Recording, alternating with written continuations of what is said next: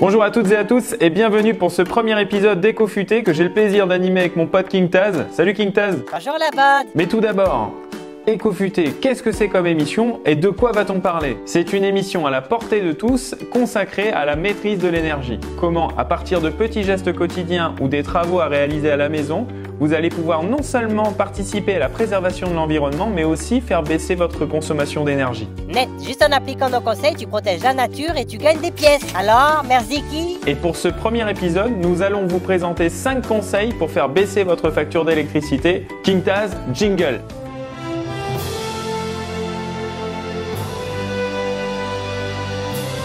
Le top 5 des éco-gestes qui sauvent ta facture d'électricité.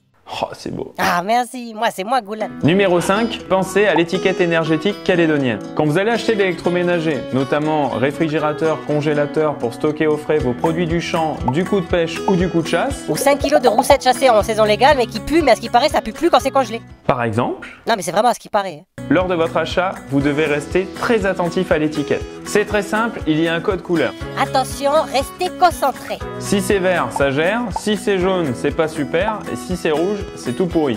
Vert, jaune, rouge. Ah Concrètement, les étiquettes rouges, c'est pour les appareils les moins performants. Ils sont souvent aussi les moins chers à l'achat, mais sur le long terme, ils consomment plus et s'avèrent donc plus coûteux. Arriver bien vous équiper, même si ça peut être plus cher au départ, c'est assurer une meilleure durée de vie de vos appareils et à coup sûr faire baisser votre facture. C'est ça aussi l'écologie. Numéro 4, pensez à la propreté. C'est vrai, les gens ils sont sales un peu je trouve. Hein.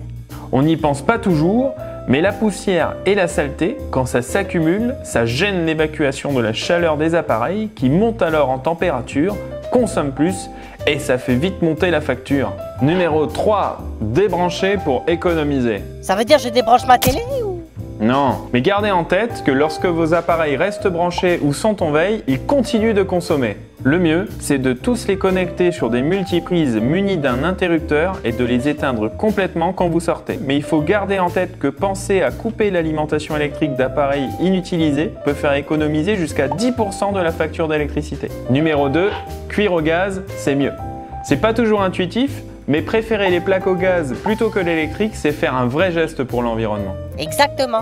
Par exemple, si vous voulez faire un nem chinois maison, eh bien à cuisson identique, il vous faut 3 fois plus d'énergie fossile pour cuire votre nem chinois avec des plaques électriques qu'avec des plaques au gaz. Hé hé, faut le savoir. Hein. Et enfin, numéro 1, tranquille sur la clim.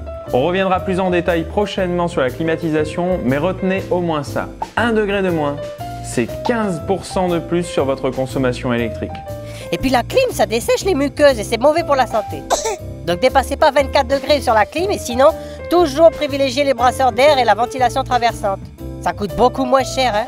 Voilà, c'est tout pour aujourd'hui et on espère que ces 5 conseils vous aideront à mieux maîtriser votre consommation. Si vous avez aimé, n'hésitez pas à liker, commenter et partager et on se retrouve très bientôt pour traiter de nouveaux sujets. À bientôt! Allez, bisous la bande!